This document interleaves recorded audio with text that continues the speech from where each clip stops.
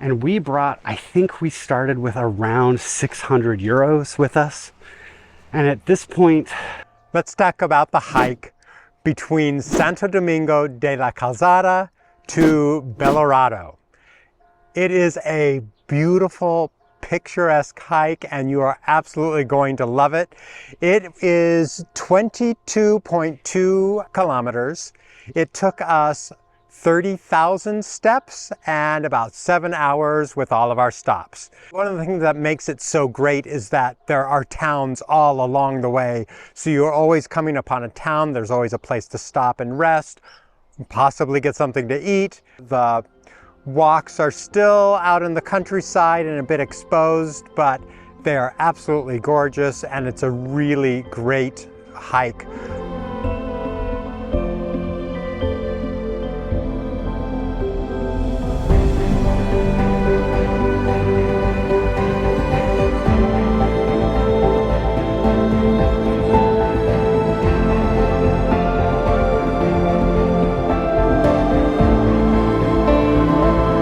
My favorite town was Villa, and it was so cute, really nice town. When we got to Belorado, we stayed in the Albergue Caminante. We paid 36 US dollars for a private room with a shared bath. This place was really great. It was so spacious. Our room alone had a couch in it. It was fantastic. Lots of room to spread out, and we got a little work done because we had some space. Really liked it. Also, the facility as a whole had a big kitchen. It had this outdoor patio space that was great. There was kind of 2 patios attached, and there's also a restaurant attached to the albergue, so you can get anything you need there. Big laundry room too. For food, we actually ate out a bit today. It wasn't all groceries, although for lunch we did groceries that we had brought with us along the way. For breakfast, and this is a great tip, as you enter Gagnon, there is a hill that comes up into the city, and when you get to the top of that hill, there is a little food cart there, and it is called Bar Bacona. And it is super cute, and they have a lot of food, and they have some breakfast menus that you can buy. The breakfast menu is 4 euros, and for that you get an orange juice, a coffee or tea. I got a hot chocolate because I love hot chocolate, which was 50 cents extra. And then you also get either toast with jam or a sandwich, or I got the tortilla de patata, and that is something you'll see all along the Camino. It is a potato pie, and I think it has egg and cheese in it. It's delicious, and I could eat them every morning. And then for dinner, we ate at the Albergue Caminante. They have a set pilgrim menu for 14 euros. And for that, you get a starter, a main dish, wine, water, bread, and a dessert. And I chose the paella and beefsteak, and Rob did the pasta and chicken, and they were both very good. Now, the town of Belorado is a super cute town. It's an old town. The first thing you'll notice as you enter the town is this old castle ruin up on the hill as you enter. It is probably 11th or 12th century. I know some of the town was built in the 1100s. There's also a great town square. There are restaurants and groceries and pharmacies, anything you might need there. Some of the cool things about the town is that they have beautiful murals on lots of the buildings. Some of them are referencing the Camino, a lot of them are not, but it's really great street art. Another fun thing they have are on the ground in cast in metal plates on the ground are handprints and footprints from famous people. I don't know who most of the people are, but if you look around, you will find Emilio Estevez and Charlie Sheen. Emilio Estevez, I believe, directed the movie The Way, which is about the Camino. And so you can find, if you do enough searching, you can find their footprints and handprints there. Buen Camino. So today I thought I'd talk a little bit about money and how do you pay for things while you're out on the Camino.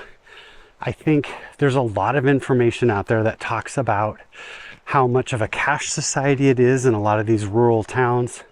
And we were a little bit concerned about, you know, having enough cash when we would need them, where we're going to have to be paying for hotels with cash, where would people accept credit cards or not, and kind of all of that. And we've been pretty surprised with how easy it has been to use credit cards almost everywhere that we've gone. I think that's just kind of the new thing that's coming, and people want to be able to take your money in the way that you have to give it to them.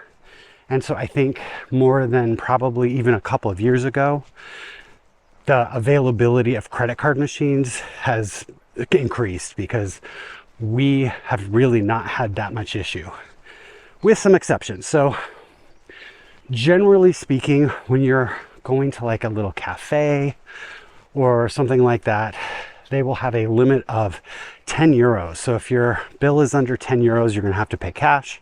But if it's over that, they'll let you charge it.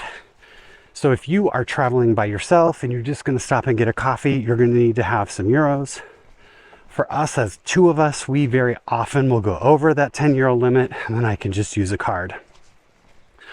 Most of our hotels and albergues have accepted cards. Now, again, we're booking private rooms most of the way. And so I don't know how much that would affect it if you are staying in albergues. You know, if you're in a donativo, where it's sort of voluntary, you just give as much as you want to give, probably that's going to have to be cash. I don't know. There's been a handful of the albergues that we've stayed in that don't accept credit cards and have required us to use cash. And a couple of restaurants along the way, not too many, but there have been some. And sometimes it's even nicer restaurants, or that, you know, seem nicer, more expensive. You know, we were at a place the other day, and I think we paid, I think 30 euros for the two of us, and we had to pay that in cash. So we were in Europe before we started the Camino, so we had some time to kind of prepare. And we brought, I think we started with around 600 euros with us. And at this point, we're well over halfway.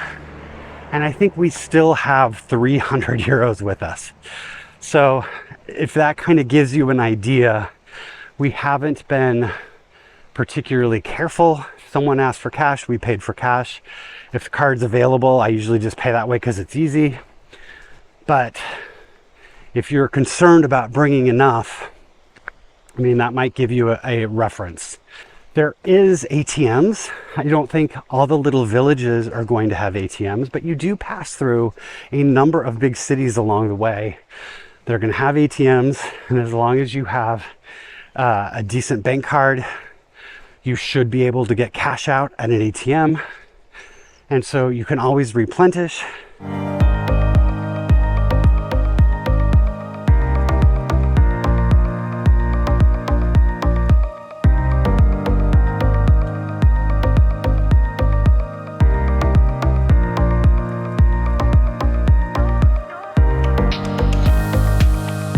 I think for us, because we are leaving Europe at the end of this, we're probably in the next 10 days going to be in a making a concerted effort. Oops, under a sign.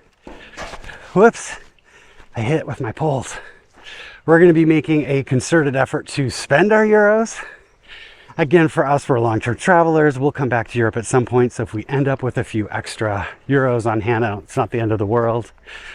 But if you're going home afterwards, just be aware.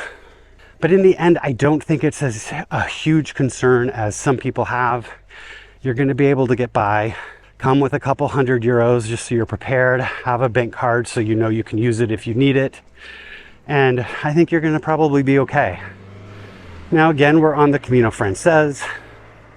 Your needs might be a little bit different if you're on a different route, or if you're staying in a lot of those private or municipal albergues that might want cash more than a credit card. I think it's just one of those ironies that the cheaper places are, the more likely they are going to want to have cash.